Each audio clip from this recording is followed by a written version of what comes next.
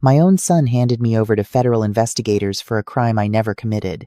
He thought 2 years in a federal detention center would drain every ounce of fight left in me, that I'd walk out broken, grateful, willing to sign whatever he put in front of me just to have my life back. He was wrong. He had no idea that while he was sleeping in my house and spending my money, I was becoming the most dangerous thing he'd ever face.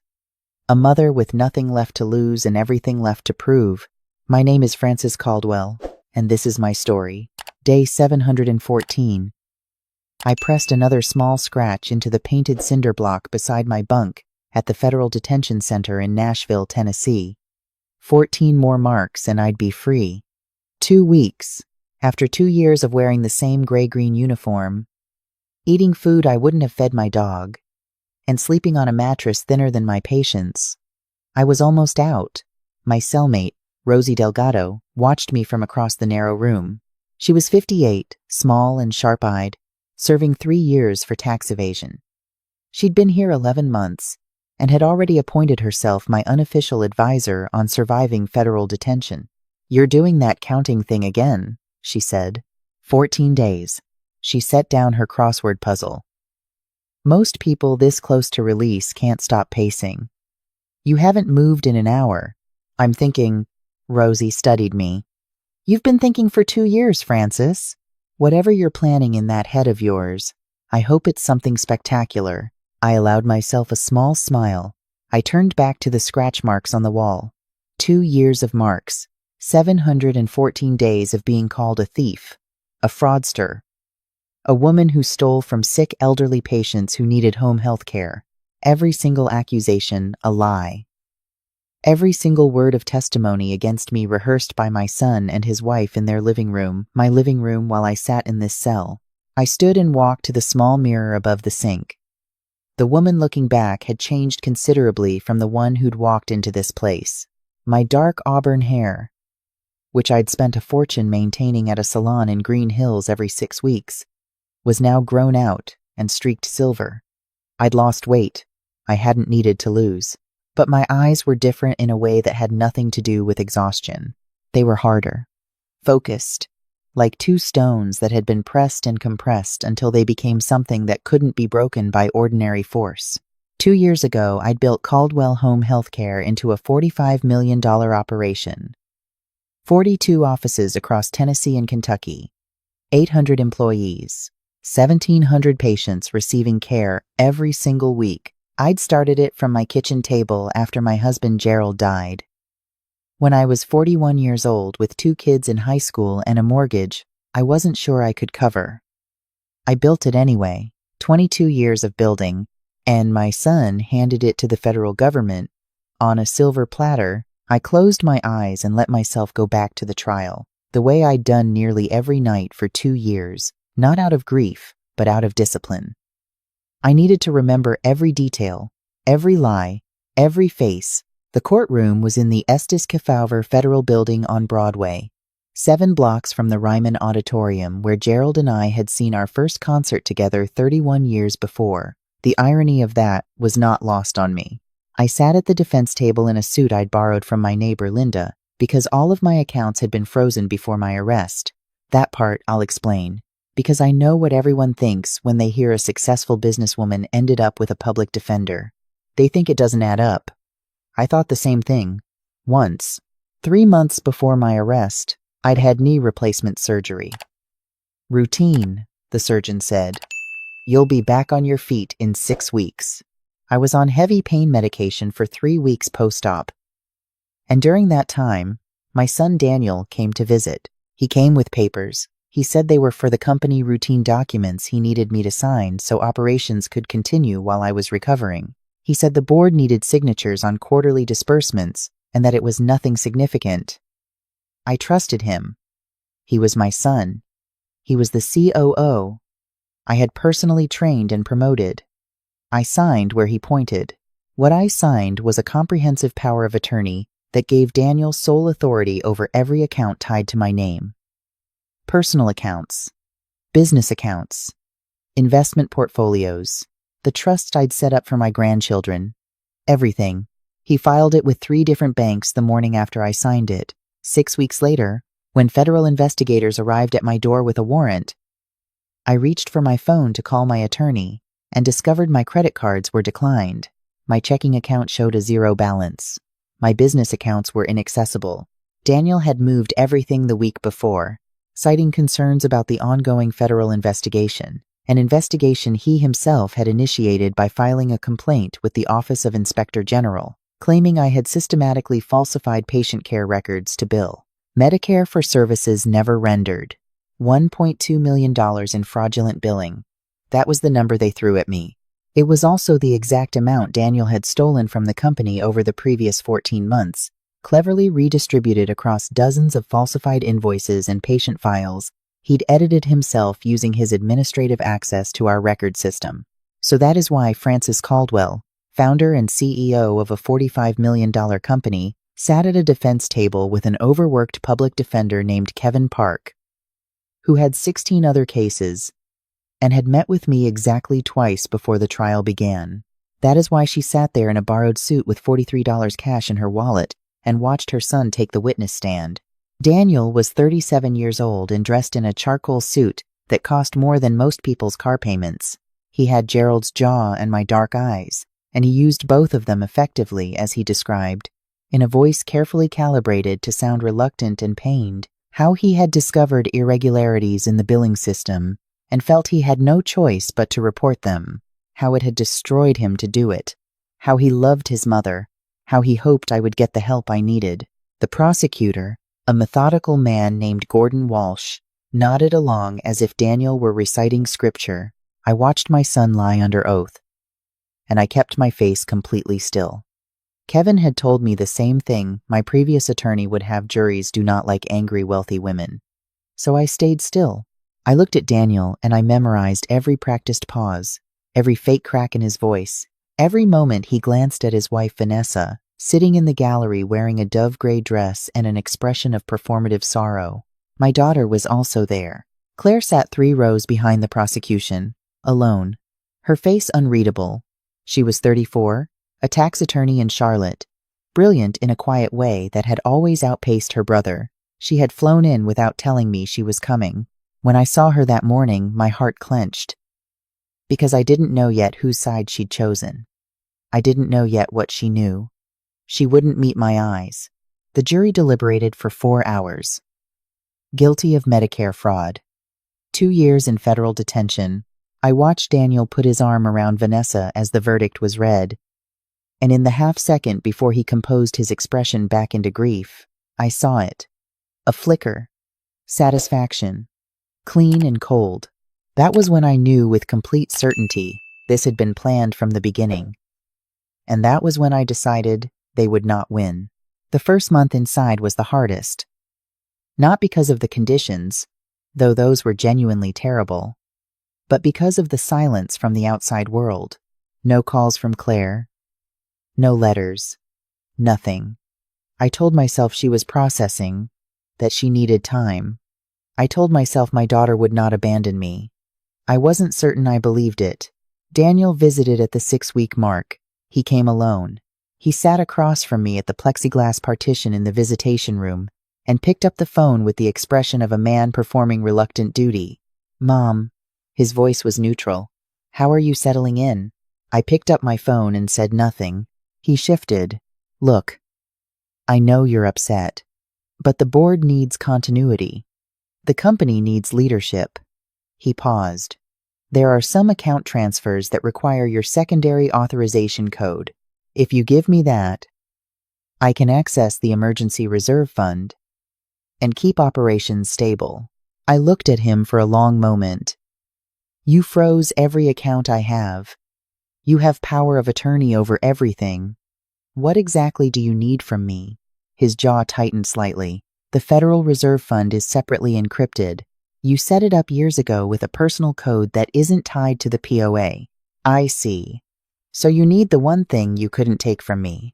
It's for the company, Mom. For the employees. 800 people depend on that company." He was good. If I hadn't known him for 37 years, if I hadn't watched him perfect that technique of wrapping selfishness in the language of responsibility, I might have wavered. You want me to give you access to the last thing keeping Caldwell Home Healthcare from being completely yours, I said quietly. After you stole from the company, fabricated patient records, and put me in here. His eyes went flat. That's a serious accusation. It's a precise one. Daniel stood, straightening his jacket. Give me the code, or the company goes under, and 800 people lose their jobs. That's on you. Then it's on me. Goodbye, Daniel. He left without looking back. I sat with the dead phone pressed to my ear for a long moment before I set it down. Because something he'd said had given me the beginning of an idea. Rosie introduced me to Carmen Whitfield in my 4th month. Carmen was 61, a former forensic accountant who'd been convicted of falsifying audit reports for a pharmaceutical company. She maintained she'd been following orders from a supervisor who then blamed everything on her. And after meeting Carmen, I believed it. She was meticulous, wry, and possessed of the specific bitterness of a highly competent woman who'd been made to take the fall for someone else's crimes. She understood my situation viscerally. You want to learn how the money was moved, she said, when I explained what I suspected Daniel had done with the billing records. I want to understand every mechanism he used, so that when I get out, I can prove all of it. Carmen pulled her chair over. Okay, let's start with Medicare billing architecture. For the next 16 months, Carmen taught me how to reconstruct a fraud trail from the outside, how to subpoena records, what patterns forensic accountants look for and what they miss, how to document a chain of custody that would survive a federal courtroom. She was, in her own way, the best business education I'd received since building the company from nothing. Claire visited for the first time at month 3. She came on a Thursday, sat down across the glass, and picked up the phone with an expression that was completely blank.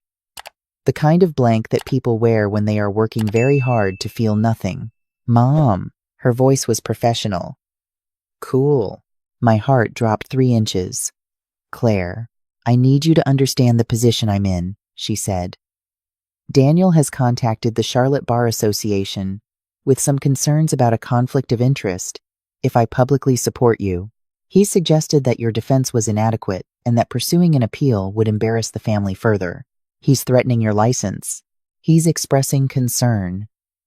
Her voice didn't change. I'd really recommend that you cooperate with Daniel's management of the company assets while you serve your sentence. It would be better for everyone. I stared at my daughter. She stared back. And then her left hand moved almost imperceptibly to the partition between us. 1 finger, then 2. Her index finger traced a shape on the plexiglass. Slowly, deliberately, te erus te. My lungs unlocked. I kept my face completely still, but something flooded through me that I hadn't felt in 3 months. Claire's eyes were flat and professional, but for a fraction of a second, they were something else entirely. Pleading, I see you. Please see me. I sat back. My voice came out perfectly even. You're right. Thank you for coming. Her expression hardened back into cold efficiency. Good. I'll let Daniel know you're being cooperative.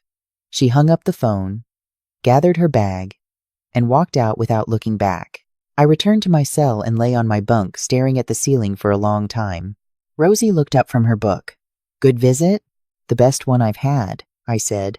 Claire came every 6 weeks after that. Every visit, the same pattern, cold, professional, telling me to cooperate. And every visit, a message, traced on the table, spelled out in the first letter of every other sentence.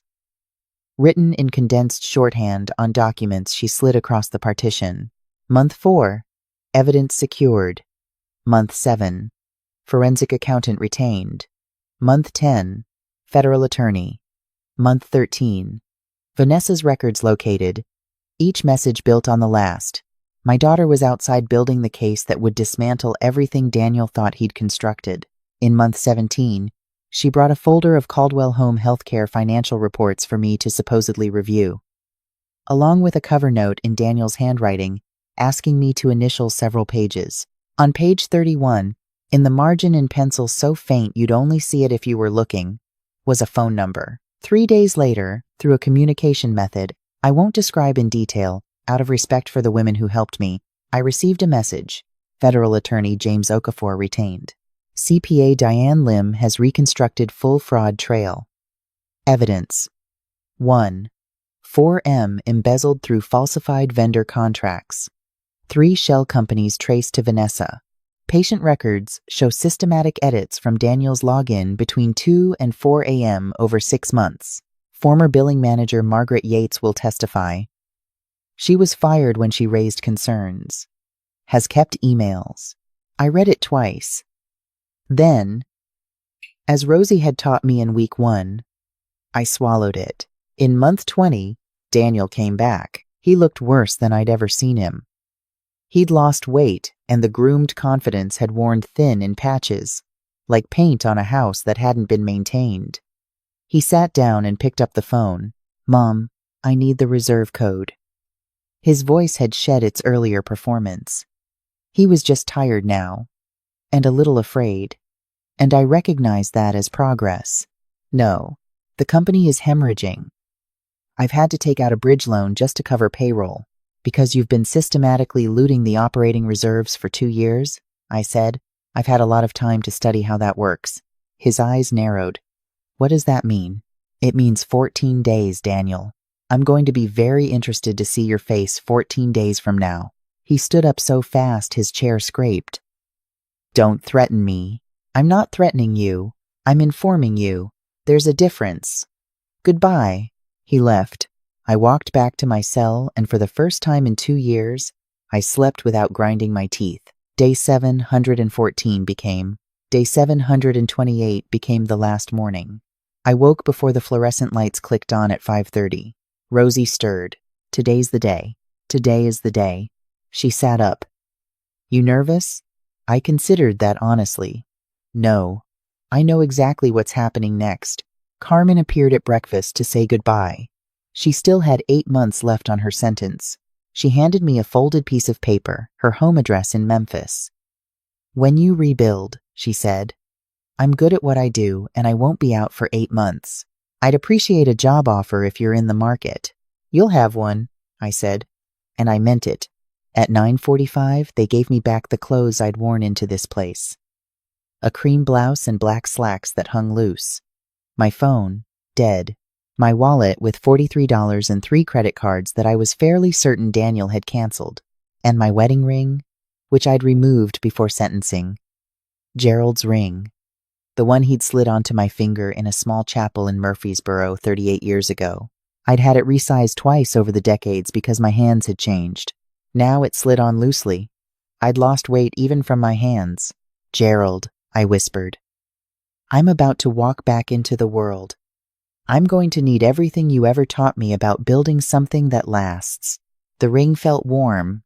I've always believed that was him answering. "Francis Caldwell," the processing officer said. "Sign here. You're free to go." I walked out of the Federal Detention Center in Nashville, Tennessee, at 10:12 in the morning. The October air hit me with full force, cool and clean, and carrying that particular smell of fallen leaves that has always meant home to me. I stopped on the sidewalk, closed my eyes, and tilted my face upward. This was sunlight without limitations. Air without the institutional smell of industrial disinfectant and recirculated grief. "Mrs. Caldwell." A voice to my left. I opened my eyes. The parking lot was crowded with reporters. At least 15 cameras. They'd been tipped off. I'd expected that. Daniel would have arranged for coverage, wanting to control the story of his mother's release, planning to be photographed in a loving reconciliation that he could use to rehabilitate his own image. And there he was. Daniel stood 20 feet away, with Vanessa beside him. Both of them positioned with the instinctive precision of people who've thought about camera angles.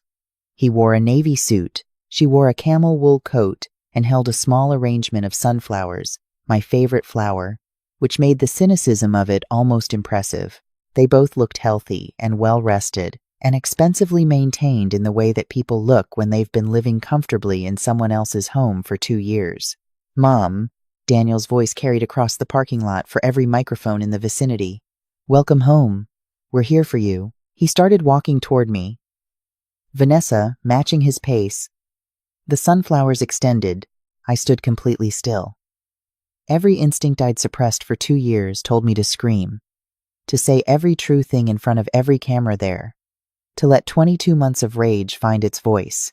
But prison had given me the one thing that corporate success never quite had: patience. Real patience. The kind that comes from having absolutely nothing else to do. So instead of screaming, I did something Daniel had not prepared for.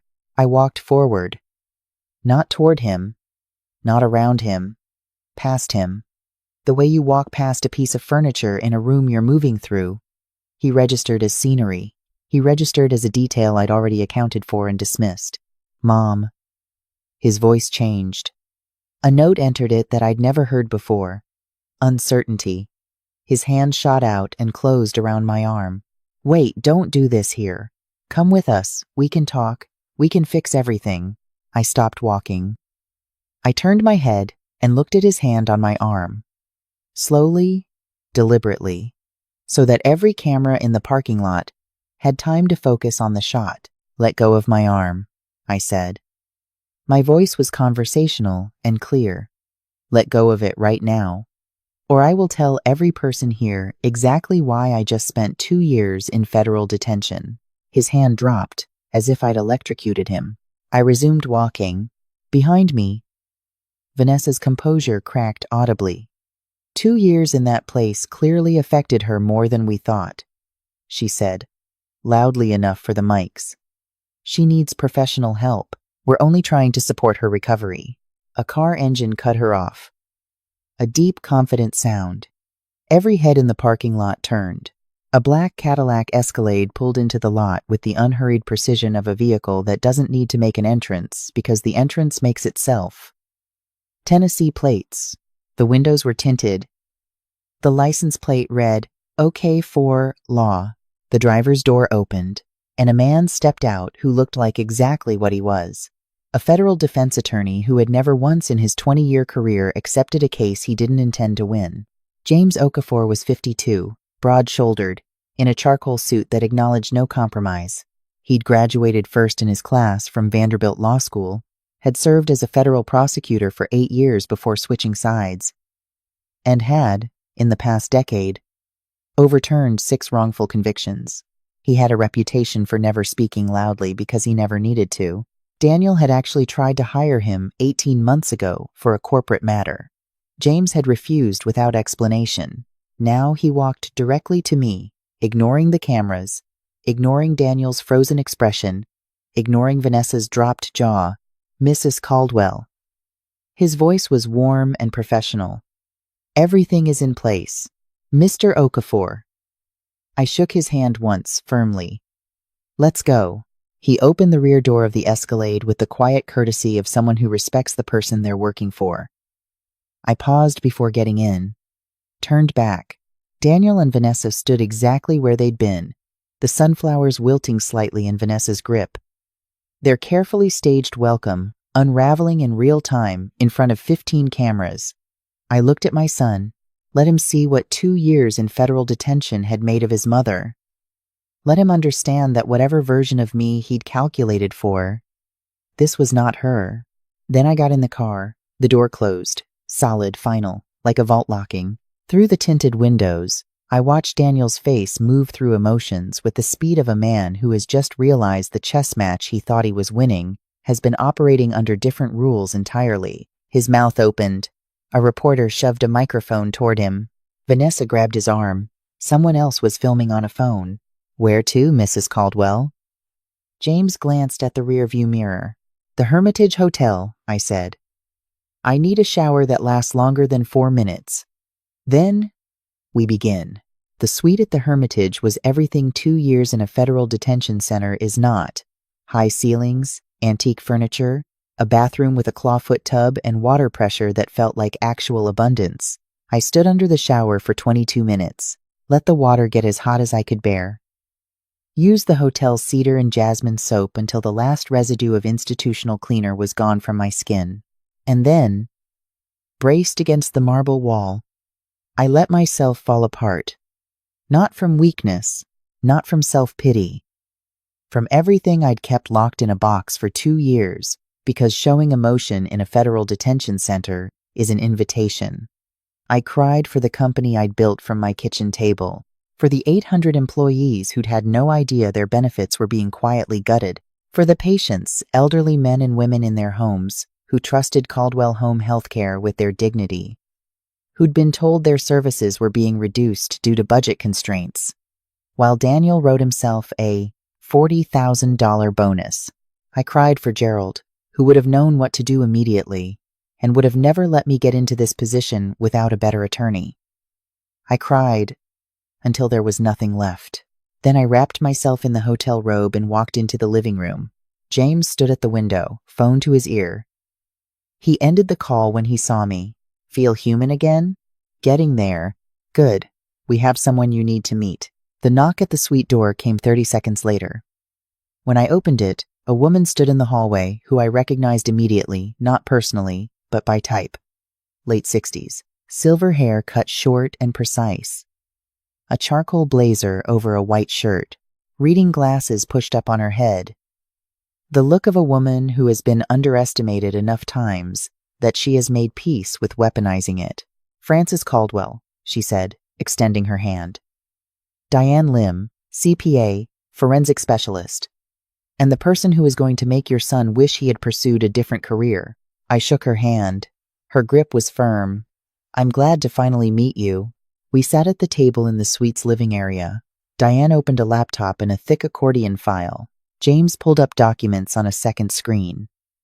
And everything Claire had promised me in coded messages over 2 years spread out across the table in black and white. The first document was a corporate filing showing 3 LLCs registered in Nevada. Apex Consulting Group, Blue Star Advisory Partners, and Meridian Solutions Network. All 3 created within 60 days of my arrest. All 3 registered to the same address, the address of Vanessa's mother's house in Brentwood. Over a 14-month period, Daniel had directed $1.4 million in Caldwell Home Healthcare funds to these 3 companies for services that existed only on paper. Consulting retainers, strategic planning fees, market analysis. None of it real. All of it laundered through shell corporations his wife controlled. But the Medicare fraud was the piece that had actually put me in prison, and that was the piece that mattered most. Diane clicked to a different file, a comparison chart of patient care records. Left column, original records showing services not rendered, which had formed the basis of the federal complaint. Right column, system access logs showing that every falsified record had been edited from Daniel's administrator login between the hours of 2 and 4 in the morning across a 6-month period. He edited the records himself, I said, using your name and your account number on the billing submissions. Yes, but from his own device, his own login. He made one mistake that Carmen would have caught in her sleep. He forgot that the company's record system automatically timestamps and logs the user credentials of every edit. He was COO. He had the highest level access. He never thought anyone would look. The suite door opened. I stood. My daughter walked in wearing a navy pantsuit. Her dark hair pulled back. A leather portfolio under her arm. She looked exhausted in a way that 2 years of vigilance produces. And she looked like the most beautiful thing I'd seen in a very long time. Claire. Mom. She crossed the room and I met her halfway. And we held each other in the middle of the Hermitage Hotel suite, while James and Diane quietly became very interested in their respective documents. I'm sorry it took so long, Claire said against my shoulder. I needed everything to be airtight. I needed him to have no way out. You gave up 2 years. So did you. And yours wasn't voluntary. I pulled back and looked at my daughter's face. She had Gerald's forehead and my stubbornness, and her own particular kind of courage that I had never fully appreciated until now. Is it all there? I asked. Every piece. She opened her portfolio. Federal motion for conviction review filed this morning. The billing manager, Margaret Yates, has provided a sworn statement. She documented the entire thing when it was happening, but was fired before she could report it. She's been waiting for someone to call her. She cried when I did. And the shell companies? Diane Lim has a complete forensic trail. 1.4 million. We can account for every transfer. I nodded. Then let's not waste any more time. James stepped forward. The federal motion went in at 8 this morning. By noon today, all Caldwell Home Healthcare accounts will be frozen pending forensic audit. Daniel's access has already been revoked. The board was notified an hour ago that you've reactivated your majority shareholder status. They voted unanimously to restore your chairmanship. They were not, it turns out, particularly happy with the last 2 years. His corporate cards, I said, already declined. The house, marital asset in your name, predates the marriage by 11 years. Eviction notice filed this morning. 72 hours to vacate. I stood by the window and looked out at Nashville spread below. The Cumberland River catching the October light. The Nissan Stadium on the far bank. My city. The one where I'd built something I was proud of. And where I was going to finish building it. Do it all, I said. Every piece. File everything. James nodded. There's one more thing. He turned his laptop toward me. A photograph. Daniel and Vanessa at Josephine, the most expensive restaurant in Nashville. The night before my release. Champagne glasses raised, both of them laughing. The timestamp in the corner showed the date, while I was spending my last night in a federal detention center counting 14 scratches on a cinder block. They were at a $60 a plate restaurant celebrating. On the back of the photograph, in Claire's handwriting, let them enjoy it. It's the last one. At 4:17 that afternoon, James's phone rang. He answered on speaker. James Okafor. Mr. Okafor, a man's voice, tight and controlled. This is Warren Bell, CFO of Caldwell Home Healthcare. I've just received notification that all company accounts have been frozen by SEC emergency order. I need to understand what's happening. Warren, this is Francis Caldwell. I sat forward. I was released from federal detention this morning. And I've reactivated my position as majority shareholder and chairman of the company I founded. Silence. Effective immediately, a forensic audit is underway. I expect your full cooperation. If you have been aware of any fraudulent activity and have not reported it, now is the time to get yourself an attorney and consider your options carefully. Mrs. Caldwell, Warren's voice changed. I want you to know that several of us on the financial team have been deeply uncomfortable with some of Daniel's decisions for the past 18 months. We have documentation that we were waiting for the right moment to surface. That moment is now, Warren. Send everything to James Okafor's office tonight. He had no idea it was that bad, Claire said after James ended the call. The people who knew kept quiet because they were afraid of Daniel. When they see you walking back through the door, they'll talk. 3 miles away in a private room at Josephine, Daniel sat across from 2 potential investors he'd been cultivating for 8 months. He needed their capital injection desperately. He'd been covering the gaps in Caldwell Home Healthcare's accounts with short-term loans and accounting maneuvers that wouldn't survive close scrutiny, and the forensic audit, which he didn't yet know about, was going to expose all of it. His phone buzzed. He ignored it. He was mid-sentence about Q3 projections when the table went quiet. His corporate card had just come back from the server. Declined. He felt the blood drain from his face. He tried Vanessa's supplementary card. Declined. He excused himself and walked to the restaurant entrance, dialing the company's bank. The account manager answered on the first ring, which was never a good sign. Mr. Caldwell, I'm glad you called.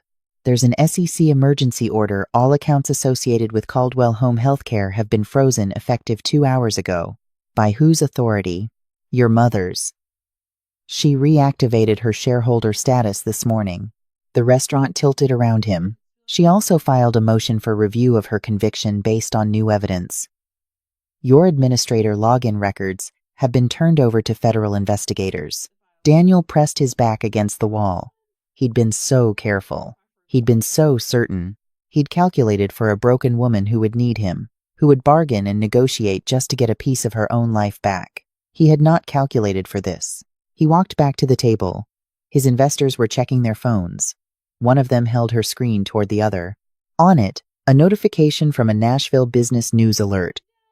Charlotte Caldwell, wrongfully convicted CEO, returns to Caldwell Home Healthcare, announces investigation into company fraud. The other investor stood slowly. I think we'll need to revisit the timing of our involvement, he said carefully. We'll be in touch. They left without looking back. Vanessa appeared at Daniel's side. Her face was pale. Daniel, what is happening? The cards aren't working. My personal account just sent an alert that it's under review. We need to go. What about the bill? He looked at the untouched dinner in front of them, at the server waiting with professional patience, at the other diners who had begun to glance their way. He reached into his pocket. $63 cash. That was everything he had on his person. His phone buzzed. A text from an unknown number. Your mother sends her regards. C. Claire. His sister had been working against him from the beginning. He'd been so certain she'd chosen his side. He'd leveraged her bar association standing against her deliberately and felt confident she'd capitulated. He had never once considered that her capitulation was a performance. The next morning, Daniel stood outside the house he'd lived in for 2 years, his mother's house, which had never been anything else. With 2 suitcases, and a look on his face that I would carry with me for a long time. Not with satisfaction, exactly, but with the particular sorrow of watching someone become the worst version of themselves. I watched from the upstairs window. I did not go down. The criminal charges were filed the following week.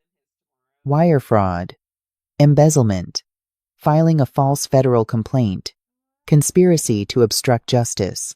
Margaret Yates testified. Diane Lim presented 47 pages of forensic accounting.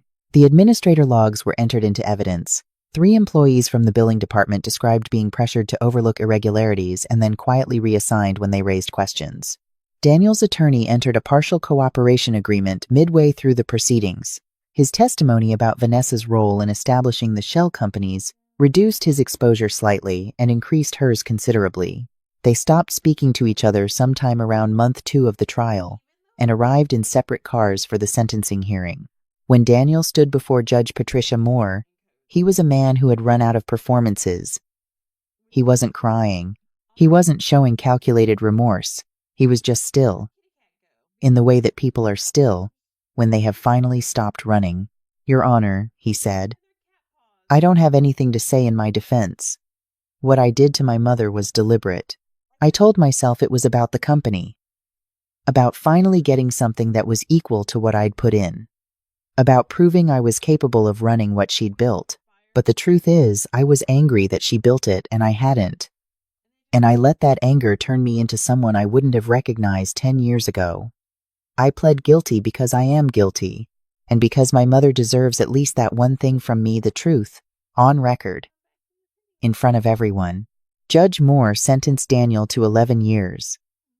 Vanessa, whose cooperation was more limited and whose financial trail was more direct, received 9. Claire and I stood on the steps of the federal courthouse in the October afternoon. The same October sunlight that had hit me on my release day.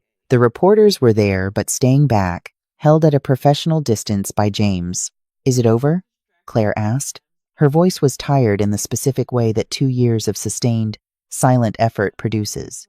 I pulled her close. We stood there for a long moment without speaking, just the 2 of us on those stone steps.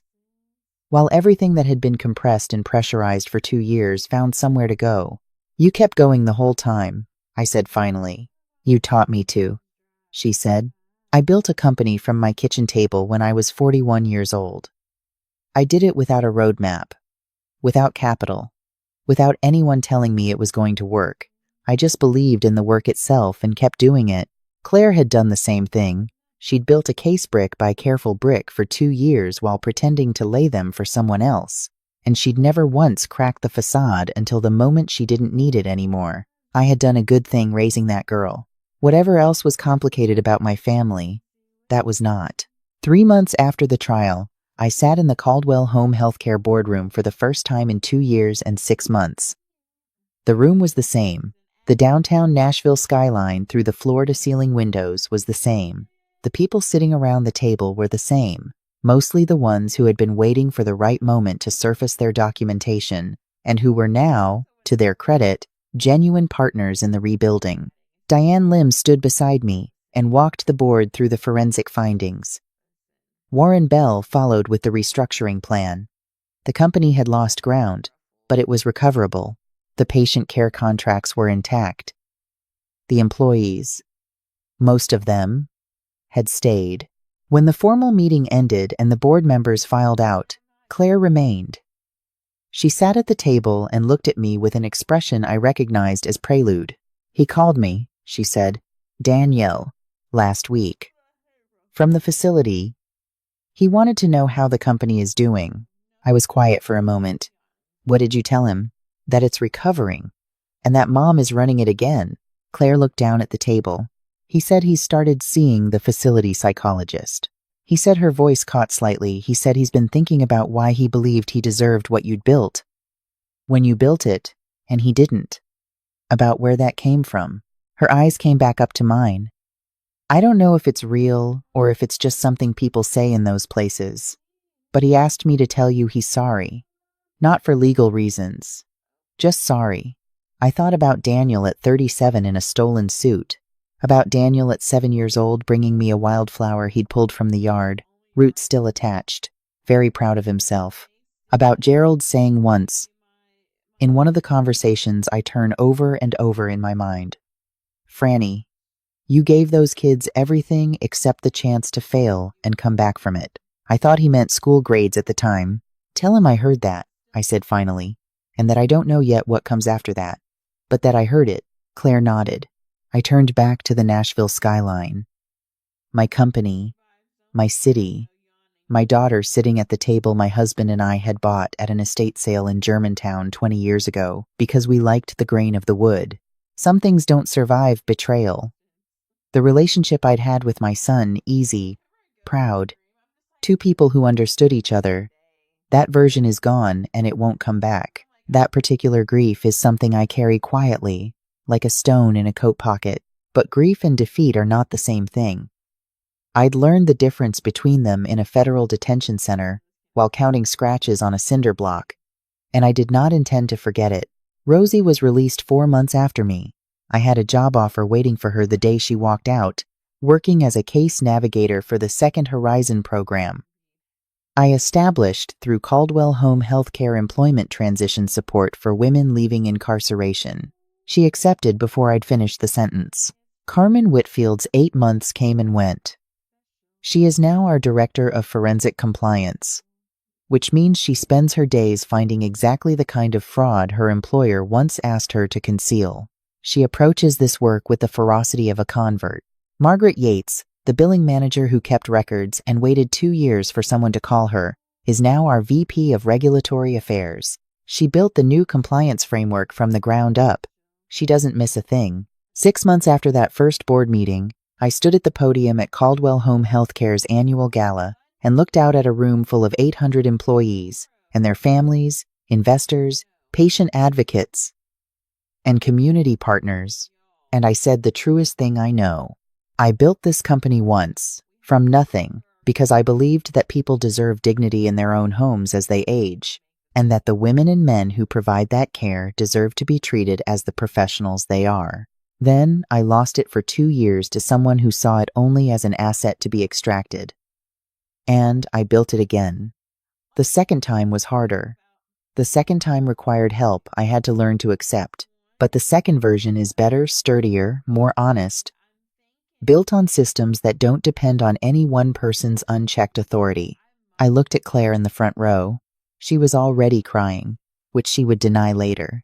"I'm retiring from day-to-day operations effective next quarter," I continued. "And I'm leaving this company in the hands of the woman who spent 2 years of her life protecting it before she ever ran it.